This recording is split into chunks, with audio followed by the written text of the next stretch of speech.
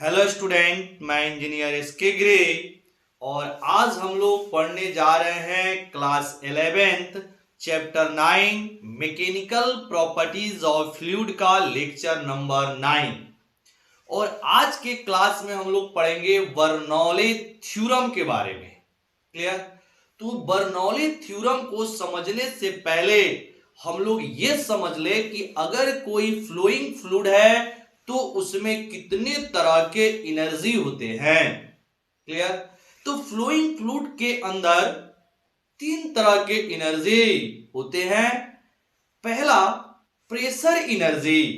ये जो pressure energy होता है वह फ्लूइड प्रेशर के कारण प्रोड्यूस होता है। दूसरा पोटेंशियल एनर्जी। ये पोटेंशियल एनर्जी जो होता है फ्लूइड की, वह फ्लूइड के पोजीशन के कारण या उसके स्पेशल स्ट्रक्चर के कारण हम लोग को मिलता है। और तीसरा आपका जो फ्लूइड है वो फ्लोइंग है।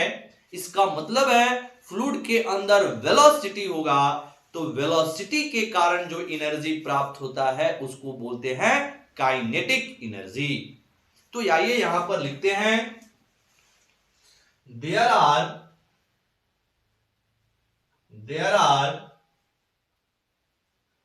three types of energy present in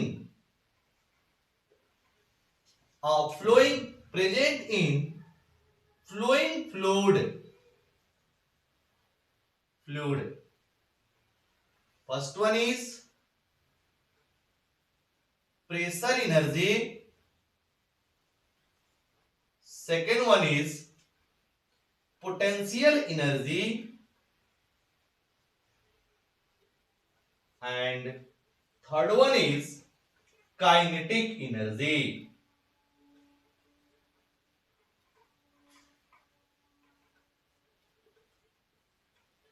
अब हम लोग क्या करेंगे, बारी बारी से ये तीनों एनर्जी को एक्सप्लेन करते हैं। क्लियर? तो आइए सबसे पहले हम लोग प्रेशर एनर्जी को समझते हैं। First one pressure energy. तो फ्लूइड के प्रेशर के कारण जो एनर्जी प्रोड्यूस होता है उसको हम लोग बोलते हैं प्रेशर एनर्जी। अब आइए यहां पे हम लोग समझते हैं एक एग्जांपल से।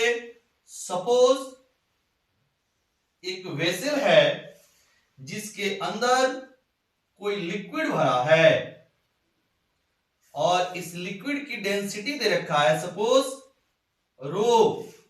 और हमने क्या किया, इसके बॉटम पॉइंट पे एक पिस्टन लगाए हुए हैं ऐसे। इस पिस्टन की जो क्रॉस सेक्शनल एरिया है वो ए है। अब क्या होगा, ये फ्लूइड इस पिस्टन पे एक फोर्स लगा रहा होगा और ये जो फोर्स है वो फ्लूइड के प्रेशर से हम लोग को मिल रहा होगा। यानी इस पिस्टन पे जो फोर्स लग रहा होगा, सपोज इस पिस्टन पे फोर्स लगा, ये जो फोर्स है इस फ्लूइड के प्रेशर के कारण यहां पर एक फोर्स लगा।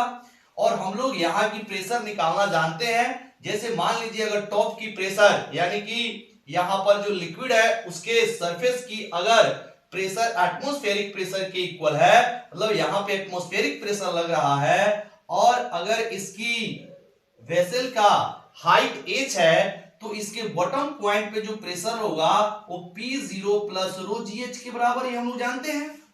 यानी इस प्रेशर के कारण, इस P प्रेशर के कारण एक फोर्स लग रहा होगा और इस फोर्स से ये जो पिस्टन है सपोज वह x डिस्प्लेसमेंट, इस पिस्टन का जो डिस्प्लेसमेंट वाइज फोर्स के कारण सपोज x हो गया। ठीक है? यानी कि फिर से समझे, ये आपका एक वेसल है, यहां पर एक पिस्टन लगा हुआ है जिसकी क्रॉस सेक्शनल एरिया a है और इस पिस्टन पर एक फोर्स लग रहा है जो कहां से, इस फ्लूइड के प्रेशर के कारण एक फोर्स बन रहा है F, और इस फोर्स के कारण जो पिस्टन है थोड़ा सा डिस्प्लेस हो गया x। ठीक है? तो अब देखिएगा, अगर हम लोग बोले कि ये पिस्टन अगर x डिस्प्लेस्ड हुआ है तो कितना वर्क होगा, इसको निकालने के लिए हम लोग वर्क क्या लिख सकते हैं, F डॉट एस, मतलब F इंटू एस, और यहां पर जो कॉस की वैल्यू एक्चुअल में जो वर्क होता है एफ डी कॉस थीटा होता है, तो यहां पर जो थीटा की वैल्यू होगी वह जीरो होगी, क्योंकि जिस डायरेक्शन में फोर्स है उसी डायरेक्शन में डिस्प्लेसमेंट हो रहा है, तो थीटा की वैल्यू हो जाएगी जीरो और कॉस जीरो हो जाएगा 1, और डिस्प्लेसमेंट जो हो रहा है वो x के इक्वल, तो यहां पर F इंटू एक्स हो गया वर्क। अब देखिएगा वर्क की जो वैल्यू आएगी F इंटू एक्स, अब यहां से F की वैल्यू हम लोग चेंज कर सकते हैं in the form of pressure, तो यहां पे फोर्स कितना हो जाएगा, pressure into area, clear, pressure into area क्या हो जाएगा, यहां पर आपका फोर्स हो जाएगा और x का x हो गया, then work done is equal to this. अब यही वर्क डन किसके इक्वल हो जाएगा, प्रेशर एनर्जी के इक्वल, तो यहां पर इसको हम लोग लिख दे, इस वर्क को क्या लिख दें, प्रेशर एनर्जी, मतलब ये जो वर्क डन है वो एनर्जी में बदल गया, ये वर्क डन एनर्जी में कन्वर्ट हो गया, और ये जो एनर्जी मिला है वो प्रेशर के कारण मिला, इसीलिए हम लोग इसको बोलेंगे प्रेशर एनर्जी। तो pressure energy is equal to P into क्या ए इंटू एक्स को हम लोग वॉल्यूम बोल सकते हैं क्या, बिल्कुल बोल सकते हैं, यानी कि प्रेशर इंटू वॉल्यूम हो जाएगा। अब इस वॉल्यूम को हम लोग लेफ्ट साइड लाएंगे तो डिवाइड हो जाएगा, तो देखिएगा यहां से जो pressure energy upon volume is equal to pressure, ठीक है, तो प्रेशर एनर्जी अपॉन वॉल्यूम को हम लोग बोल सकते हैं pressure energy per unit volume, this is equal to P. अब देखिएगा प्रेशर का एक नया हम लोग का डेफिनेशन क्या मिल रहा है कि प्रेशर एनर्जी पर यूनिट जो वॉल्यूम होता है वही फ्लूइड प्रेशर के इक्वल होता है, तो प्रेशर बोले या फिर प्रेशर एनर्जी पर यूनिट बोले, वो दोनों एक ही चीज है, यहां से हम लोग को मिल रहा है, क्लियर। तो ये है आपका फ्लूइड का जो प्रेशर एनर्जी है उसकी वैल्यू, और pressure energy per unit volume किसके इक्वल होता है, तो जो फ्लूइड का प्रेशर है उसी के इक्वल होता है, ठीक है। इसका यूज हम बर्नौली थ्योरम में करेंगे, क्लियर, तो इसको आप ध्यान रखेंगे, pressure energy per unit volume किसके इक्वल होगा, बाबू प्रेशर के इक्वल होगा, क्लियर। तो ये आ गई प्रेशर के कारण जो एनर्जी मिला वो। सेकेंड है पोटेंशियल एनर्जी, इसको आप पॉज करके नोट कर लीजिएगा बाबू, पॉज करके नोट कर लेंगे, ठीक है।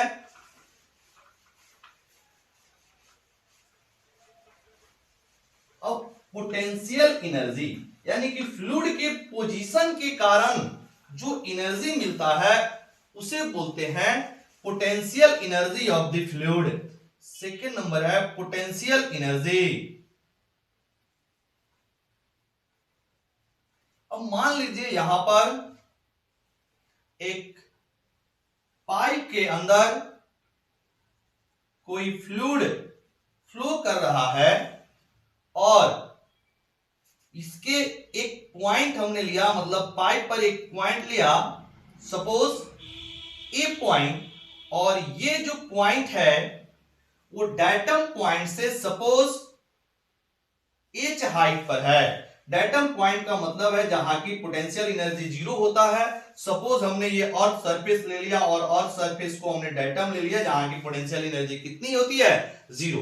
तो अगर यहां पे डायटम पॉइंट या अर्थ सरफेस से जो पाइप का जो पॉइंट है उसकी हाइट अगर h है, तो यहां पर जो फ्लूइड के अंदर पोटेंशियल एनर्जी होगा वह कितना हो जाएगा, mgh हम लोग जानते हैं।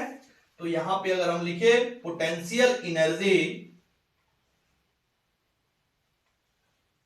इज इक्वल टू mgh, जहां m क्या है, mass of the fluid at point A, mass of the fluid at point A, और g हो जाएगा आपका एक्सेलरेशन ड्यू टू ग्रेविटी, और h हो जाएगा डायटम पॉइंट से पॉइंट ए की हाइट, क्लियर।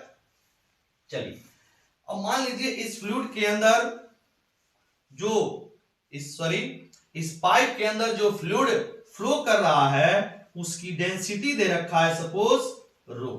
ठीक है, तो अगर हम लोग इसको दोनों साइड वॉल्यूम से डिवाइड करें तो क्या मिलेगा?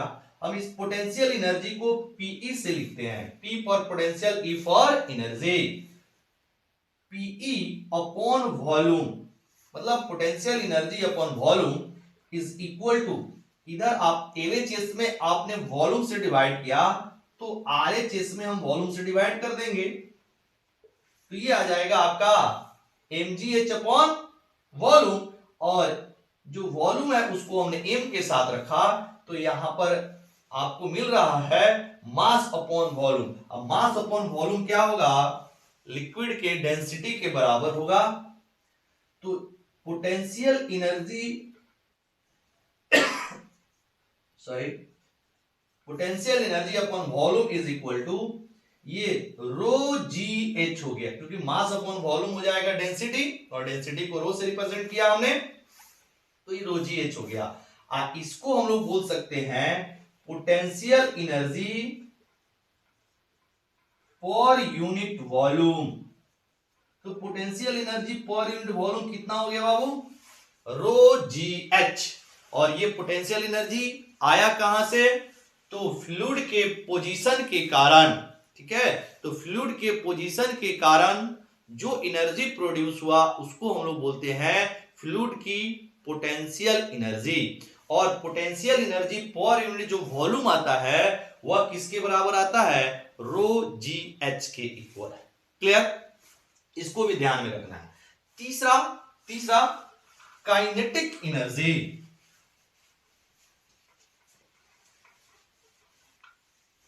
काइनेटिक एनर्जी तीसरा है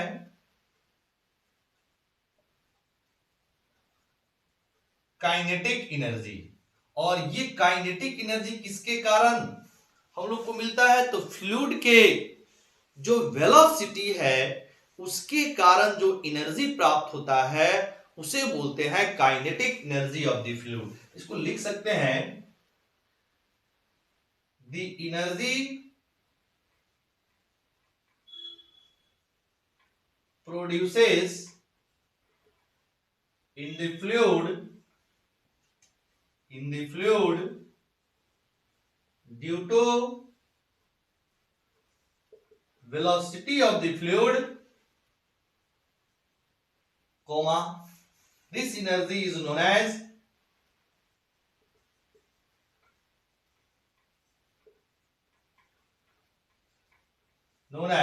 kinetic energy of the fluid. Here, मतलब the energy produces in a fluid या in the fluid, in a fluid या in fluid, sorry इसको हटाइए, in fluid due to velocity of the fluid, this energy is known as kinetic energy of the fluid. अब kinetic energy is equal to कितना होगा?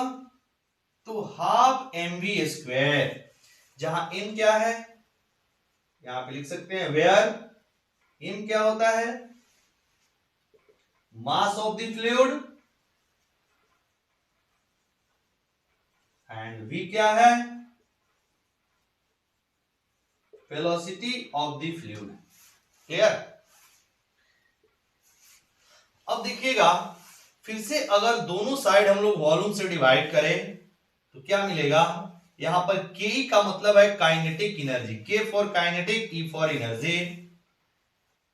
तो हमने क्या किया, इसमें दोनों तरफ वॉल्यूम से डिवाइड कर दिया, तो kinetic energy upon volume is equal to 1/2 m upon volume into V square. हमने वॉल्यूम को मास के साथ रखा क्योंकि एक फॉर्मूला बन रहा है mass upon volume is equal to density of the liquid या फिर फ्लूइड। तो काइनेटिक एनर्जी अपॉन वॉल्यूम को क्या लिख सकते हैं? Kinetic energy per unit volume is equal to 1/2 rho we square. तो यहां से आपको kinetic energy per unit volume निकला rho 1/2 rho we square. Clear? तो आपका कोई भी फ्लूइंग फ्लूइड है उसके अंदर तीन तरह के एनर्जी होते हैं, pressure energy, potential energy and kinetic energy. और इसके पर यूनिट वॉल्यूम की भी हमने फॉर्मूला निकाल लिया। तो इसको एक साथ पहले हम यहां पे लिख रहे हैं, इसका यूज अब बर्नौली थ्योरम में हम लोग करेंगे। आप इसको पॉज करके नोट कीजिएगा। हो गया? चलिए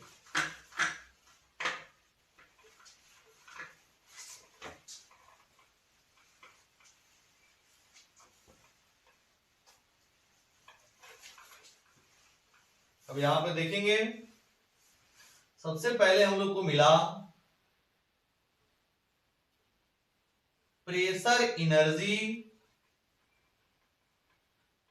पर unit volume is equal to P, यानी कि प्रेशर ऑफ द फ्लूइड। दूसरा potential energy per unit volume is equal to rho g h. और तीसरा kinetic energy per unit volume is equal to 1/2 rho we square. तो किसी फ्लूइंग fluid के अंदर तीन तरह के एनर्जी हो गए और उन तीनों एनर्जी का पर यूनिट वॉल्यूम हमने निकाल लिया। क्लियर? अब आइए चलते हैं हम लोग बर्नौली थ्योरम की ओर। तो हेडिंग लगाएंगे बर्नौली थ्योरम, इसको नोट कर लेंगे एक साथ। हो गया? चलिए यहां पे हम लोग लिखेंगे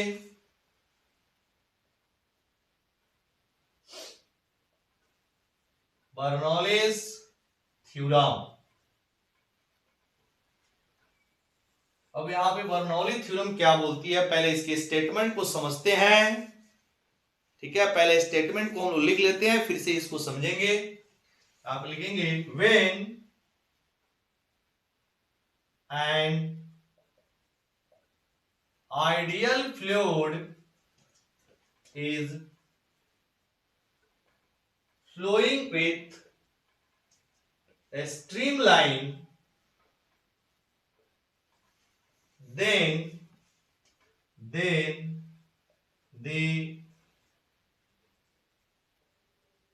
pressure energy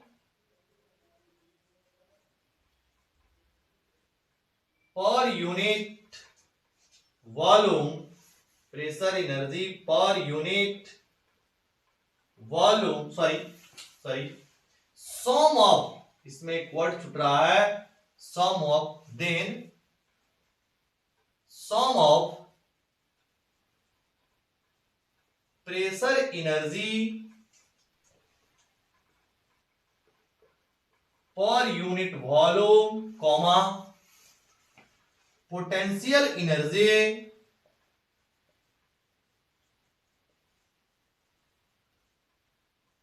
पर unit volume and kinetic energy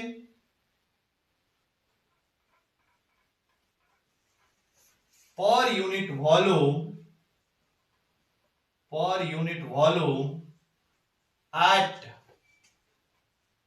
at every point in the flow are always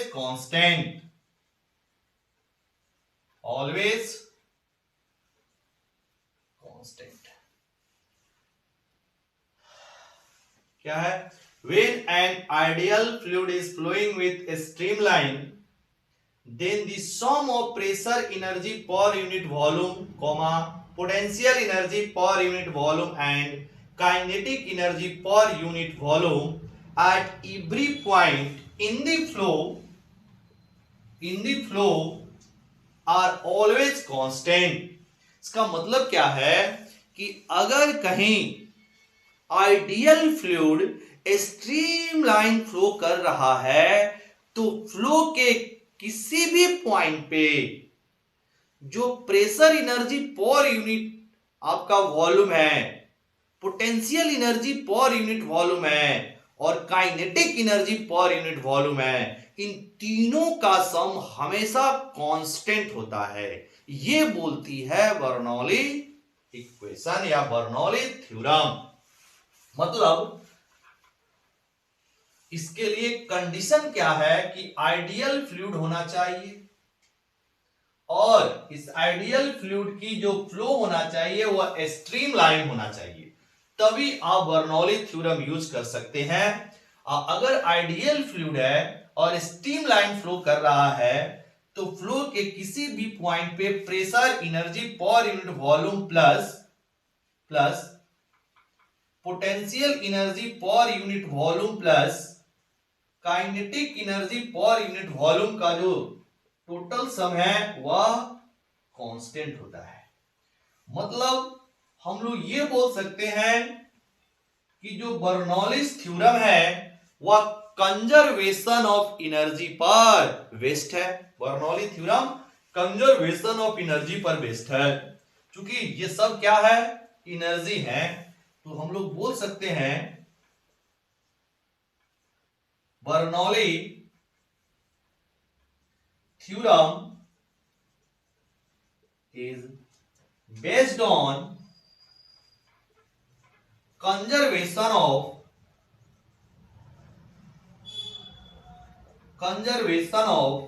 energy। ये है आपका क्लियर। दूसरी बात, अगर बर्नौली इक्वेशन को देखें तो यहां P plus rho g h plus half rho we square is equal to constant है। अगर आपका H को फिक्स कर दिया जाए, मतलब जो फ्लो आपका है उसकी हाइट को अगर फिक्स कर दिया जाए तो किसी लिक्विड के लिए डेंसिटी तो फिक्स रहेगा। तो यहां पर ये पूरी वैल्यू कांस्टेंट हो गई और इसमें ये आपका रो कांस्टेंट है। तो अगर आप प्रेशर की वैल्यू बढ़ाएंगे तो यहां पर जो वेलोसिटी की वैल्यू है वो डिक्रीज कर जाएगा। या ऐसे बोले कि अगर आप वेलोसिटी को आप बढ़ाएंगे तो प्रेशर की वैल्यू डिक्रीज करेगा और वेलोसिटी की वैल्यू घटाएंगे तो प्रेशर की वैल्यू इंक्रीज कर जाएगा। मतलब बर्नौली थ्योरम ये बोलती है कि अगर कोई फ्लोइंग फ्लूइड है उसके किसी भी पॉइंट पे अगर आप प्रेशर बढ़ा रहे हैं तो वहां की वेलोसिटी घट जाएगा। या फिर ऐसे बोले कि अगर आपका कोई फ्लोइंग फ्लूइड है वहां पर वेलोसिटी बढ़ेगा तो प्रेशर की वैल्यू घट जाएगी। क्लियर। इसके बाद अब इसका हम लोग प्रूफ पढ़ते हैं, फिर इसके बाद में कुछ एग्जाम्पल है उसको हम लोग समझने की कोशिश करेंगे। अब जरा इसको आप नोट करें, पहले नोट करें, फिर एक टर्म और हमें बताना है उसको हम लिखेंगे, फिर चलेंगे इसके प्रूफ की तरफ, है ना। हो गया। चलिए अब यहां पर देखिएगा जो बर्नौली थ्योरम के जो एक्सप्रेशन आया है वो क्या आया है, P plus rho g h plus half rho we square is equal to constant, यही आया है। ठीक है। अब यहां पर देखिएगा, यहां पर रो और जी जो है वो हमेशा कांस्टेंट रहेगा। तो रो और जी से हमने क्या किया, LHS और RHS में डिवाइड कर दिया, तो ये आ जाएगा इधर P by sorry rho g plus rho g h by rho g plus 1/2 rho we square divided by rho g, this is your constant, this is equal to constant upon rho g. अब यहां से इस रो जी से ये rho जी cut जाएगा, ये रो से रो cut गया, तो क्या मिला यहां पर P बटा rho g plus H plus v square divided by 2G sorry, this is equal to, ये आपका कांस्टेंट और नीचे भी क्या है कांस्टेंट, तो कांस्टेंट अपॉन कांस्टेंट एक नया कांस्टेंट आ जाएगा, मतलब ये भी आपका कांस्टेंट होगा, है ना। अब यहां पे आपको जो तीन टर्म मिला, पहला है p बाई रोजी, दूसरा है h और तीसरा v स्क्वायर बाई 2g। अब इस तीनों टर्म का अलग अलग नेम होता है, इसको हम लोग बोलते हैं प्रेशर हेड, प्रेशर हेड, इसको हम लोग बोलते हैं हाइट या फिर लेंथ, और इसका जो नाम है इसका ग्रेविटेशनल हेड, ग्रेविटेशनल हेड, इस एज को क्या बोलेंगे, ग्रेविटेशनल हेड। और इसको हम लोग बोलते हैं काइनेटिक हेड या वेलोसिटी हेड, काइनेटिक हेड या फिर वेलोसिटी हेड बोलते हैं, ठीक है। तो अगर बर्नौली थ्योरम को अगर हम लोग दूसरे वर्ड में बोले तो क्या बोल सकते हैं कि जो प्रेशर हेड होता है, ग्रेविटेशनल हेड होता है और काइनेटिक हेड होता है, इन तीनों का जो सम है वह भी कांस्टेंट होगा। तो ये हो जाएगा बर्नौलीज थ्योरम का अनदर फॉर्म। क्लियर, आ गया ये। अब देखिएगा कभी कभी हम लोग से ये पूछ देता है कि प्रेशर हेड की एसआई यूनिट और डायमेंशनल फार्मूला क्या होगा, ग्रेविटेशनल हेड का एसआई यूनिट और डायमेंशनल फार्मूला क्या होगा, और काइनेटिक हेड का एसआई यूनिट और डायमेंशनल फार्मूला क्या होगा, या वेलोसिटी हेड का एसआई यूनिट और डायमेंशनल फार्मूला क्या होगा। क्लियर। अब देखा जाए यहां से जो ग्रेविटेशनल हेड है वो हाइट के इक्वल है, मतलब h के बराबर है, और आपका जो हाइट है उसका एसआई यूनिट मीटर होता है और डायमेंशनल फार्मूला एल होता है, ठीक है। अब ग्रेविटेशनल हेड के साथ प्रेशर हेड ऐड है और काइनेटिक हेड ऐड है, इसका मतलब है कि जो यूनिट और डायमेंशन ग्रेविटेशनल हेड का होगा वही यूनिट और डायमेंशनल काइनेटिक हेड और प्रेशर हेड का होगा, because same type of physical quantity can be added और सब्सट्रैक्टेड, मतलब सेम टाइप के जो फिजिकल क्वांटिटी होगा उसी को हम लोग ऐड या सब्सट्रैक्ट कर सकते हैं। तो अगर ग्रेविटेशनल हेड की यूनिट क्या है, अगर वो इसकी यूनिट हाइट की है, मतलब ग्रेविटेशनल हेड हाइट के यूनिट के बराबर है, इसका मतलब है कि प्रेशर हेड और काइनेटिक हेड का भी जो यूनिट होगा वो हाइट के यूनिट के बराबर होगा, है ना, या इसकी डायमेंशनल फार्मूला हाइट के यूनिट के डायमेंशनल फार्मूला के बराबर हो जाएगा। यानी कि प्रेशर हेड का भी एसआई यूनिट मीटर और डायमेंशनल फार्मूला एल, और काइनेटिक हेड का भी एसआई यूनिट मीटर और डायमेंशनल फार्मूला एल। क्लियर। तो तीनों का डायमेंशनल फार्मूला और एसआई यूनिट सेम होगा। इसको भी आइए लिख लेते हैं, तब चलते हैं प्रूफ की ओर। क्लियर।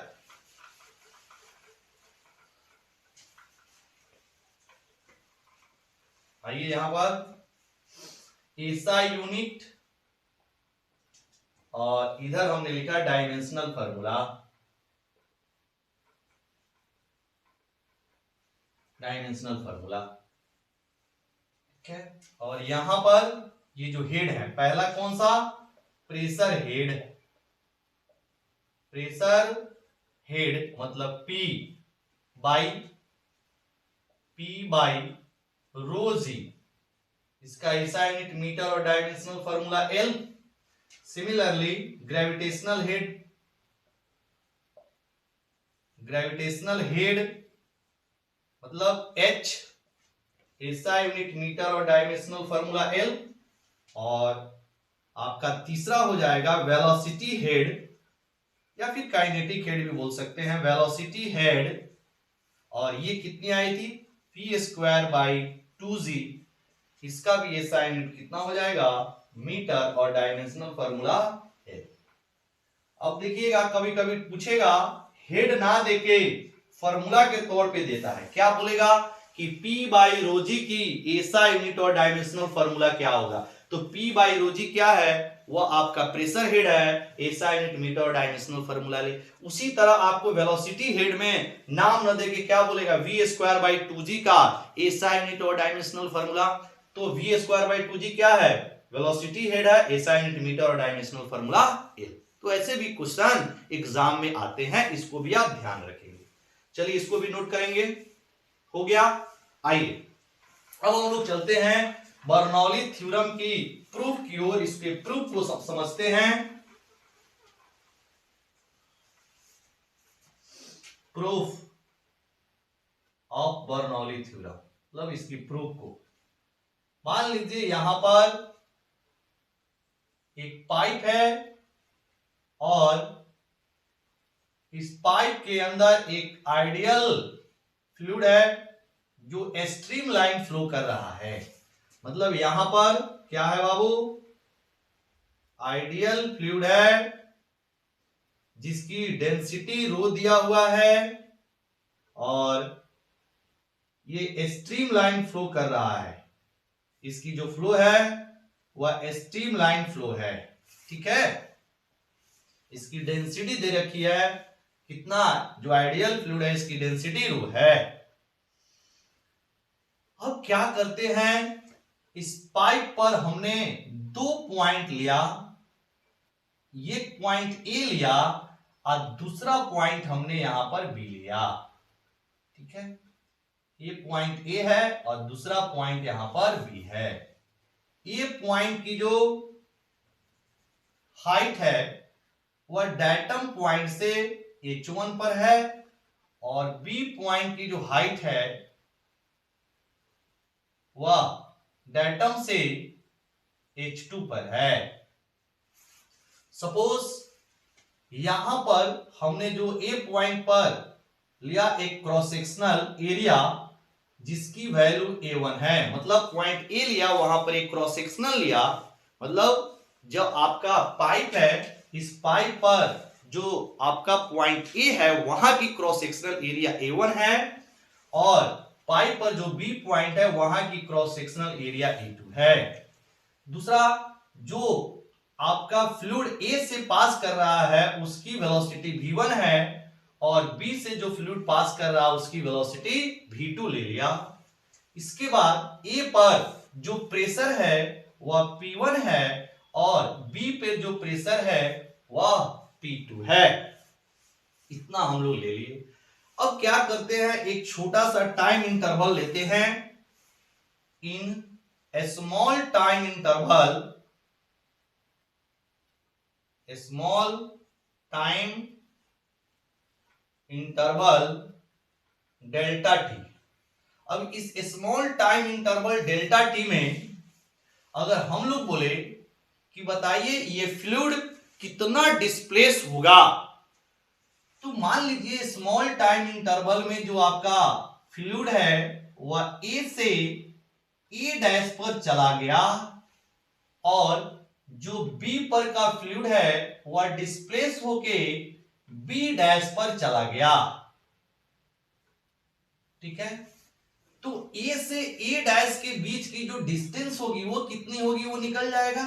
ये वाला डिस्टेंस कितना हो जाएगा, v1 इंटू डेल्टा टी, क्योंकि डेल्टा टी टाइम में ए की जो फ्लूइड है वो ए डैश पे गया है और बी से बी डैश की जो डिस्टेंस होगी वह भी कितनी हो जाएगी, ये वाला डिस्टेंस ये हो जाएगा v2 इंटू डेल्टा टी, क्योंकि डेल्टा टी टाइम में जो आपका फ्लूइड है वो बी से बी डैश पर गया है। क्लियर, चलिए यहां तक हो गया। अब आइए हम लोग क्या करते हैं, इसमें वर्क एनर्जी थ्योरम यूज करते हैं और वर्क एनर्जी थ्योरम के बारे में हम जानते हैं कि वर्क एनर्जी थ्योरम क्या बोलती है, work done by all forces is equal to change in kinetic energy. तो यहां पर लिखेंगे फ्रॉम वर्क एनर्जी थ्योरम क्या हो जाएगा, work done by all forces is equal to change in kinetic energy, मतलब डेल्टा के ई। अब देखना फ्लूइड पे कौन कौन सा प्रेशर लग रहा होगा उसके बारे में सोचते हैं। तो फ्लूइड का तो एक वेट काम कर रहा होगा, मतलब नीचे की ओर ग्रेविटेशनल फोर्स लग रहा होगा। दूसरा, फ्लूइड प्रेशर के कारण एक फोर्स लग रहा होगा और तीसरा, जो आपका पाइप है वह फ्लूइड पे नॉर्मल फोर्स लगा रहा होगा। ये तीन ही फोर्स लग रहे हैं, इसको ध्यान से समझेंगे।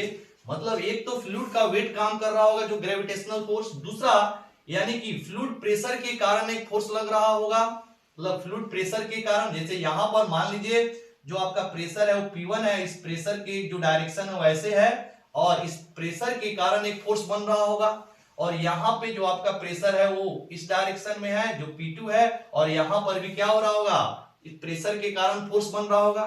तो आपका सभी फोर्स को लिखे तो क्या लिखेंगे, work done by fluid, fluid force यानी work done by fluid pressure, और ये जो प्रेशर आया, सॉरी जो आपका ये फोर्स बना वो किसके कारण बना, तो फ्लूइड के प्रेशर के कारण।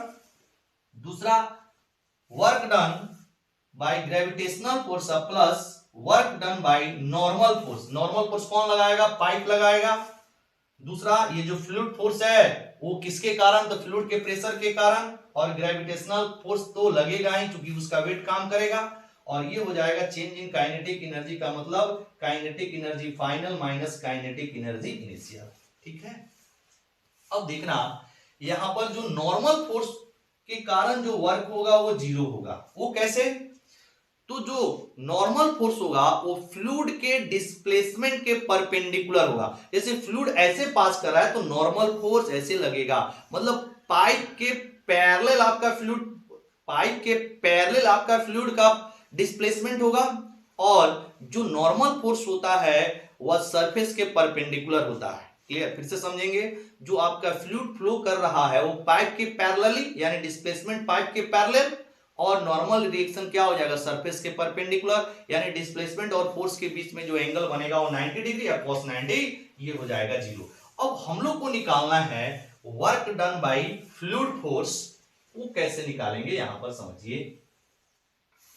मतलब अगर हम लोग ए से ए डैश, ए से ए डैश पे अगर हम लोग वर्क निकाले, और जो आपका बी से बी डैश पे जो फ्लूइड गया है उस पर जो वर्क निकाले, दोनों वर्क को ऐड करेंगे तब आपका टोटल वर्क निकलेगा। तो यहां पर work done by fluid force is equal to क्या हो जाएगा, यानी कि यहां पर जो फोर्स बना वो कितना हो जाएगा, प्रेशर इंटू एरिया, तो प्रेशर P1 और एरिया कितना हो जाएगा बाबू, एरिया हो जाएगा आपका A1, और यहां पर जो डिस्प्लेसमेंट होगा वो कितना हो जाएगा V1 इंटू डेल्टा टी, क्योंकि ये आपका A से जो फ्लूइड है वो A डैश पे गया है, और A डैश के बीच की जो आपका डिस्प्लेसमेंट या लेंथ है वो कितना है V1 इंटू टी, और यहां पर जो फोर्स बनेगा वो प्रेशर इंटू एरिया, तो A पर जो आपका फोर्स बनेगा वो हो जाएगा P1 इंटू A1। ठीक है, और यहां पर फोर्स और डिस्प्लेसमेंट सेम डायरेक्शन में है तो cos 0 बनेगा। यहां पे प्लस बी पर आइए, तो बी पर फोर्स कितना होगा, P2 इंटू A2 फोर्स, और यहां पे डिस्प्लेसमेंट कितना हो जाएगा V2 into delta T displacement. लेकिन यहां पर आपका फोर्स की डायरेक्शन ऐसे और डिस्प्लेसमेंट बाहर, यानी कि यहां पर फ्लूइड का अपोज करेगा ये फोर्स, क्योंकि फ्लूइड आगे की तरह जाना चाहेगा और जो प्रेशर है उसके अपोजिट डायरेक्शन में लग रहा होगा, तो यहां पर एक cos 180 आएगा, जिसके कारण यहां पर वैल्यू क्या हो जाएगा, माइनस हो जाएगा। क्लियर, ओके, चलिए यहां पर देखना, अब ये हम लोग का हो गया P1, इसको हम लोग बोल सकते हैं दिस इज V1। V1 का मतलब A से A डैश पर जो फ्लूइड गया उसकी वॉल्यूम, वॉल्यूम क्या होता है, एरिया इंटू लेंथ, तो A1 into V1 into delta T, V1 into delta T length का काम करेगा, और A1 क्या हो जाएगा एरिया, तो एरिया इंटू लेंथ हो जाएगा आपका वॉल्यूम। तो अगर मास के टर्म में इस मतलब इस वॉल्यूम को मास के टर्म में लिखना हो तो कैसे लिखेंगे, तो आपका डेंसिटी इज इक्वल टू होता है मास बाय वॉल्यूम, तो यहां से वॉल्यूम इज इक्वल टू क्या हो जाएगा, मास बाय डेंसिटी।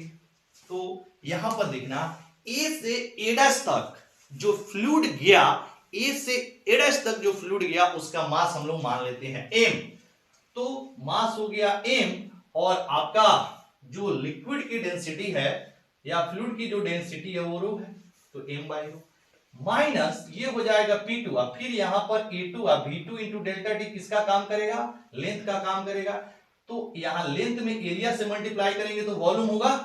अब देखिएगा यहां पर B से जो B डैश जो आपका फ्लूइड गया है उसका मास भी m के बराबर होगा, क्योंकि आइडियल फ्लूइड है, जितना फ्लूइड a से a' पे जाएगा उतना ही फ्लूइड तो b से b' पे जाएगा सेम टाइम में, क्योंकि आइडियल फ्लूइड है, प्रेशर लगेगा तो वो ये क्या है, इनकंप्रेसिबल, वो कंप्रेस नहीं हो रहा है, तो जितना मास a से a' पे जाएगा उतना ही मास तो b से b' पे जाएगा। क्लियर? तो मास सेम रहेगा, तो यहां पे भी मास सेम रहेगा, तो m बटा डेंसिटी भी तो फिक्स रहेगा ही, क्योंकि आपका ऐसा नहीं है ए पर कोई दूसरा फ्लूइड है और बी पे कोई दूसरा फ्लूइड आ गया, मतलब ए पे कोई और फ्लूइड है बी पे कोई दूसरा फ्लूइड आ जाएगा, ऐसा तो पॉसिबल है नहीं, पाइप एक ही है। तो मान लीजिए वाटर ए से a' पे गया है तो वहीं बी से b' पे भी वाटर ही होगा, तो डेंसिटी भी क्या रहेगा बाबू, सेम ही रहेगा।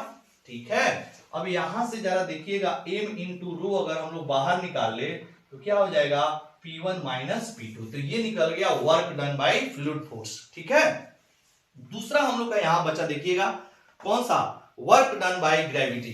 तो हम लोग जानते हैं चेंज इन पोटेंशियल एनर्जी का फॉर्मूला क्या होता है, change in potential energy is equal to minus of work done by conservative force, यानी कंजर्वेटिव फोर्स के द्वारा जो वर्क डन होता है उसके नेगेटिव वैल्यू को हम लोग क्या बोलते हैं, चेंज इन पोटेंशियल एनर्जी। ये आपका पोटेंशियल एनर्जी के चेंज का डेफिनेशन है।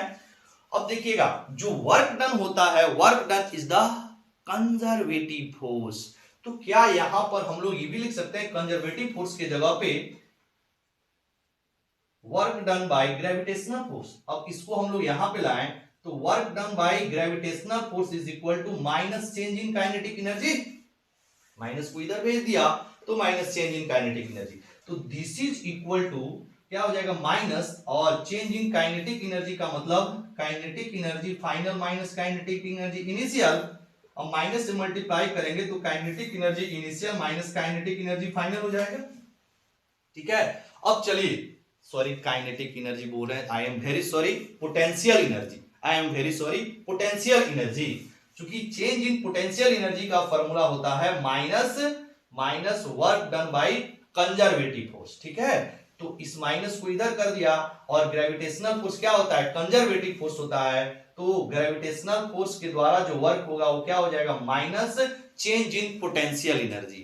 बार बार मैंने काइनेटिक एनर्जी बोला था, आई एम सॉरी, ये पोटेंशियल एनर्जी है, यू का मतलब क्या है बाबू, पोटेंशियल एनर्जी है। ठीक है, तो ये आपका minus change in potential energy final minus potential energy initial हो जाएगा, और माइनस से मल्टीप्लाई करेंगे तो ये वैल्यू हो जाएगा पॉजिटिव और ये वैल्यू हो जाएगा नेगेटिव। ठीक है, अब पोटेंशियल एनर्जी इनिशियल निकालते हैं, तो पोटेंशियल एनर्जी इनिशियल कैसे निकालेंगे, इनिशियली जो आपका फ्लूइड था वो ए पर था और बी पर था, मतलब फ्लूइड आपका ए और बी पे था इनिशियली, मतलब शुरू में, तो आप क्या लिख सकते हैं, potential energy A B, clear, minus final में कब हुआ, ए से ए डैश पे चला गया और बी से बी डैश पे चला गया, तो यहां हो जाएगा potential energy A dash B dash. Clear, अब ए बी को हम ब्रेक कर रहे हैं, ध्यान से समझेंगे, ए बी को हम ब्रेक कर रहे हैं, ए बी को, तो क्या ए बी को लिख सकते हैं potential energy from A to A dash plus potential energy A dash to B, मतलब इसको आप तोड़ के क्या लिखेंगे, potential energy A dash plus potential energy A dash B, potential energy A dash plus potential energy A dash B, मतलब A से B तक की पोटेंशियल एनर्जी, माइनस इसी तरह इसको तोड़ेंगे तो ए से ए डैश से बी डैश निकालना है, तो potential energy A dash to B plus potential energy B to B dash, मतलब यहां पर पोटेंशियल एनर्जी क्या लिखेंगे, A dash B plus potential energy B B dash. Clear, अब यहां से ब्रैकेट खोलेंगे, potential energy A dash plus potential energy A dash B minus potential energy A dash B minus potential energy B B dash. अब ये पूरा cut गया, तो potential energy A dash का minus potential energy B B dash का। अब देखिएगा ए dash, मतलब ये दोनों पॉइंट एक दूसरे के बहुत क्लोज है। क्यों क्लोज है, क्योंकि टाइम की जो वैल्यू हम लोग लिया है बहुत छोटा लिया है, छोटे टाइम में जो फ्लूइड होगा बहुत छोटा डिस्प्लेसमेंट ट्रेवल किया होगा, तो ए डैश की जो हाइट होगी वह सेम ही होगा, मतलब ए की जो हाइट है वह ए डैश के हाइट के इक्वल होगा, क्योंकि दोनों पॉइंट क्या है, एक दूसरे के बहुत ही क्लोज है। ऐसा नहीं है कि ए डैश की हाइट कुछ अलग हो जाएगा और आपका ए की हाइट अलग हो जाएगा, क्योंकि दोनों पॉइंट एक दूसरे के बहुत क्लोज है, तो ए की हाइट और ए डैश की हाइट क्या होगा, सेम होगा, और जो कितना है, h1 है। बिल्कुल उसी तरह बी की जो हाइट होगा वही बी डैश की हाइट होगा। क्लियर, यानी दोनों एक दूसरे के बहुत ही क्लोज है, तो हाइट भी सेम होगा। अब देखिएगा यहां पर जो मास था वो m के बराबर हमने लिया था, ए डैश से जो ए डैश पे जो फ्लूइड का मास था उसको m लिया था, उतना ही हम लोग बी डैश पे जो मास था उसको भी सेम लिया था, m के इक्वल। यहां पर देखिएगा है कि नहीं, सेम मास होगा, तो क्या यहां पे लिख सकते हैं मास को, अगर हम लोग m लिया है तो m इंटू जी, और ए डैश की हाइट कितनी है, h1 है, तो h1 हो जाएगा, माइनस m इंटू जी, और इसकी हाइट h2 है। तो यहां पर बाबू आपको कॉमन आ जाएगा और mg और ये आ जाएगा, या फिर इतना ही रहने दे रहे हैं, कॉमन नहीं ले रहे हैं, इसको इतना ही रहने दे रहे हैं। ठीक है, इसको ले लीजिएगा आपको इक्वेशन नंबर 1 और इसको ले ले इक्वेशन नंबर 2। ये जो आया है किसका, वर्क डन बाय ग्रेविटी, ये वर्क डन बाय ग्रेविटी हो गया, और ये आपका work done by fluid force हो गया। ठीक है, अब इक्वेशन 1 और इक्वेशन 2 को यहां पर फिट कर देंगे। ठीक है, यहां पर फिट कर देते हैं। देखिएगा अब ये कितना हो जाएगा, m बाई रो इंटू, ये आ जाएगा आपका P1 minus P2 is equal to plus mgh1 minus mgh2 is equal to, अब kinetic energy final minus kinetic energy initial. उसी तरह जब फाइनल लिखेंगे तो काइनेटिक एनर्जी फाइनल जो आपका था क्या था, फ्लूइड आपका फाइनली कहां पर था जी, ए डैश पर, फाइनली आपका ए डैश नहीं, ए डैश बी डैश पर था, और इनिशियली कहां पर था fluid, kinetic energy A B पर, यानी कि पहले शुरुआती ए बी पर था और final A dash B dash पे था। तो फाइनल है तो kinetic energy A dash B dash minus kinetic energy कितना हो जाएगा, ए बी। तो अब जरा देखिएगा, इसको सॉल्व करेंगे तो हम लोग तोड़ दे उसी तरह जिस तरह यहां पे हम लोग ए डैश बी डैश को तोड़ा था, यहां पर पोटेंशियल एनर्जी के टर्म में, तो काइनेटिक एनर्जी के टर्म में भी तोड़ेंगे तो क्या हो जाएगा, A dash B kinetic energy A dash B plus kinetic energy B dash, kinetic energy A dash B plus kinetic energy B dash.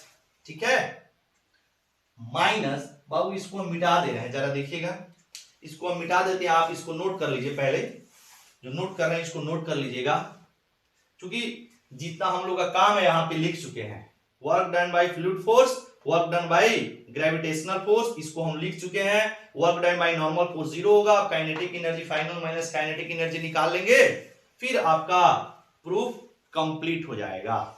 तो आप नोट कर लिया, इसको हम इधर का मिटा दे रहे हैं क्योंकि हमारे पास जगह नहीं है, इसको मिटा रहे हैं। ठीक है, मिटा रहे हैं इसको।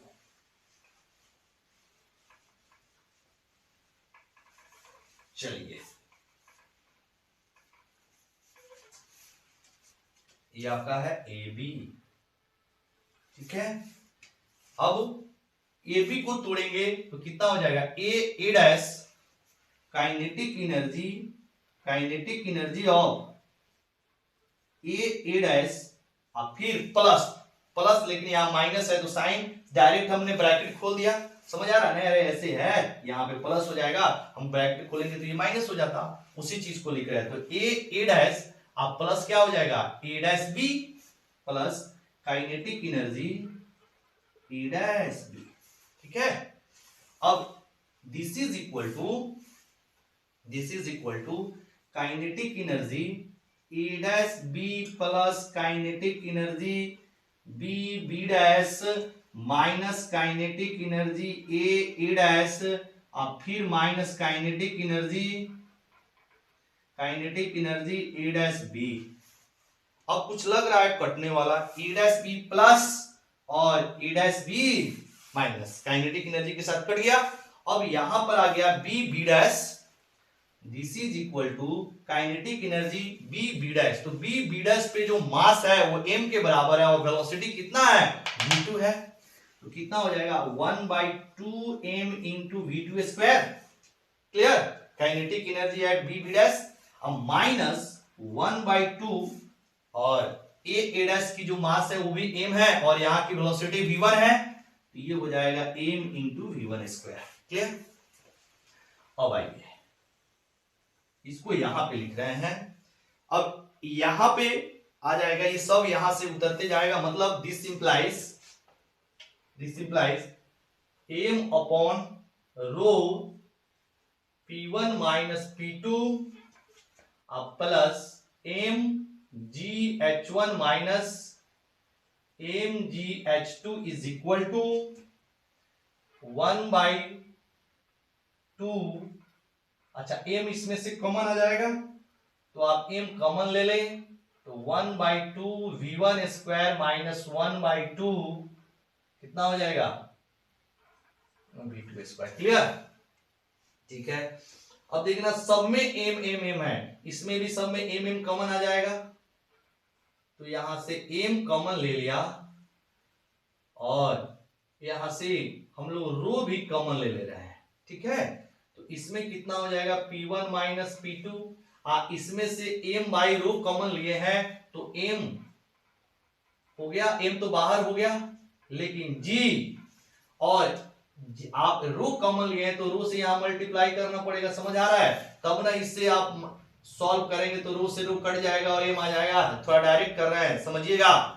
यहां पे हमने m बाई रो कॉमन ले लिया, इसमें रो नहीं है तो क्या करेंगे, यहां पे रो से हमने क्या कर दिया मल्टीप्लाई कर दिया। या फिर चलिए यहां पे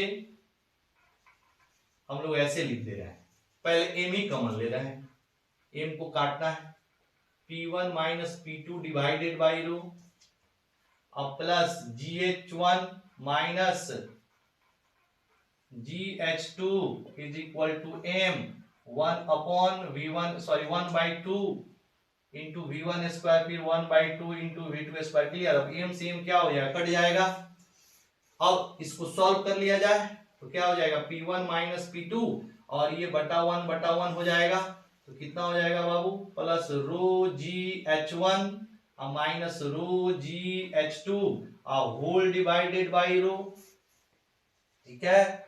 this is equal to 1/2 v1 square minus 1/2 v2 square. Clear. अब क्रॉस मल्टीप्लाई करेंगे तो रो वहां चला जाएगा तो ये आ गया p1 माइनस p2 अब plus rho gh1 minus rho gh2 is equal to 1/2 rho v1 square minus 1/2 rho v2 square. एक सेकेंड बाबू, एक सेकेंड, हम लोग यहाँ पे गलत नहीं कर दिया। यहाँ पर v2 है, v2 square minus v1 square, तो सबका साइन यहाँ पे चेंज ना हो जाएगा। सॉरी आप देख लीजिएगा जरा थोड़ा सा बाय मिस्टेक, क्योंकि यहाँ पर देखिएगा लिखा हुआ है 1/2 rho sorry 1/2 into m into v2 square minus 1/2 into m v1 square होगा। तो यहाँ पे हम लोग पहले v2 लिखेंगे उसके बाद v1 लिखेंगे, सबको थोड़ा सा सुधार रहे हैं। ये v2 v1 फिर यहाँ पे v2 ये हो जाएगा आपका v1 स्क्वायर। क्लियर। अब जाके सही हुआ। ठीक है। यहाँ पे थोड़ा सा सिली मिस्टेक हो गया था, सो देख लीजिएगा, ध्यान दीजिएगा। ठीक है। ये आपका ये v2 स्क्वायर है, v2 स्क्वायर है। क्लियर। अब क्या करते हैं, पूरा यहां पर जो निगेटिव है, जो लेफ्ट साइड की निगेटिव है उसको राइट साइड ले जा रहे हैं और जो राइट साइड की निगेटिव है उसको लेफ्ट साइड ला रहे हैं। तो यहां पर p1 क्या है, p1 आपका पॉजिटिव है तो रहने दिया, अब प्लस रो gh1 पॉजिटिव है तो रहने दिया, और यहां से आपका जो निगेटिव है इसको इधर लाएंगे तो 1/2 रो v1 स्क्वायर हो जाएगा। दिस इज इक्वल टू, अब इधर की जो निगेटिव है राइट साइड p2 निगेटिव है, यहां ले जाओगे तो p2 पॉजिटिव हो जाएगा। फिर यहाँ पे आपका रो gh2 निगेटिव है, राइट साइड जाएगा तो प्लस रो gh2 हो गया, अब प्लस 1/2 और यहां पहले से है v2 स्क्वायर, तो यहां से 1/2 V2 square, 1/2 rho V2 square. Clear? तो ये आ गई आपका बर्नौली इक्वेशन का प्रूफ।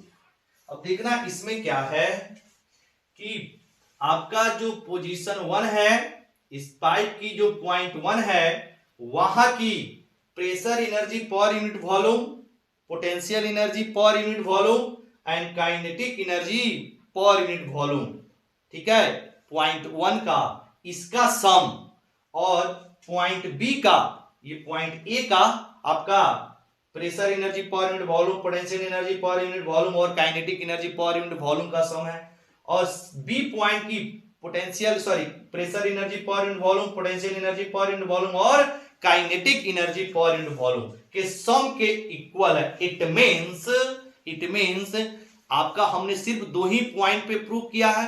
इस पे जितने भी पॉइंट आप लेंगे सबकी potential energy pressure energy per unit volume, potential energy per unit volume और kinetic energy per unit volume का जो सम होगा वह कांस्टेंट होगा।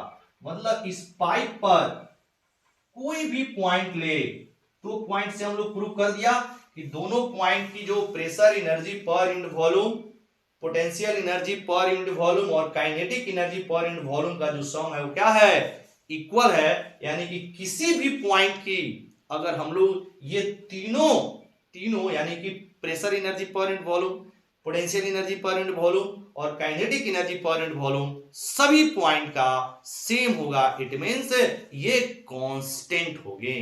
तो ये है आपका proof of Bernoulli's theorem. Clear हुआ? शायद क्लियर हुआ होगा। और बर्नौलीज थ्योरम का सबसे ज्यादा आपका इंपॉर्टेंस क्या है कि अगर आप जो हाइट है, पाइप की हाइट को कांस्टेंट रखते हैं, पाइप की हाइट को आप क्या करते हैं, कांस्टेंट रखते हैं, तो पाइप के किसी भी पॉइंट पे अगर वेलोसिटी बढ़ेगा तो वहां की प्रेशर घटेगी। ये याद रखना है, वेलोसिटी बढ़ेगा पॉइंट की, किसी भी पॉइंट की, तो वहां की प्रेशर घटेगी। लेकिन आइडियल फ्लूइड होना चाहिए और फ्लो आपका स्ट्रीमलाइन होना चाहिए। क्लियर? तो ये है बर्नौलीज इक्वेशन। इस पे बेस्ट कुछ स्पेशल आपके एग्जांपल है, जैसे जब तेज हवाएं आती है तो टीन का जो छत है वो उड़ जाता है। दूसरा जो आपके मैग्नस इफेक्ट है, यह भी एक एग्जांपल है बर्नौली थ्योरम का। तो मैग्नस इफेक्ट क्या है इसे भी हम लोग को समझना है, ठीक है। तो जो बर्नौली इक्वेशन के जो इंपॉर्टेंट एग्जांपल्स हैं वो हम लोग अब नेक्स्ट क्लास में करेंगे। क्लियर? तो चलिए आज का जो हम लोग क्लास है यहीं पे करते हैं स्टॉप। फिर अब हम लोग अगले वीडियो में मिलेंगे। तब तक के लिए आप लोग पढ़ते रहें। Very very thank